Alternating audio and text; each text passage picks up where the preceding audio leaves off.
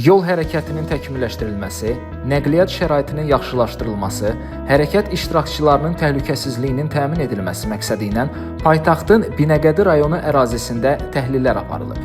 Təhlillərə əsasən hazırda Yahya Hüseynov küçəsindən, eləcə də yaxınlıqda yerləşən yaşayış kompleksindən paytaxt istiqamətində getmək istəyən sürücülər Bakı-Sumqayıt şossesindən istifadə etməklə ekologiya postunun yaxınlığında yerləşən yol qovşağından geriyə dönərək hərəkət etmək məcburiyyətində qalırlar.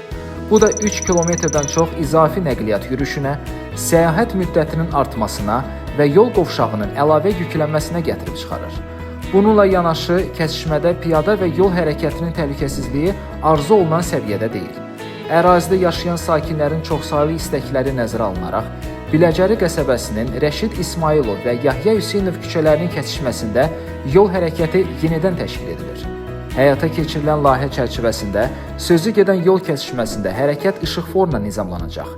Yahya Hüseynov küçəsindən və yaxınlığındakı yaşayış kompleksi istiqamətindən hərəkət edən nəqliyyat vasitələri yol ötürücüsünün altında yerləşən geriyə dönmə yerindən istifadə edə biləcək.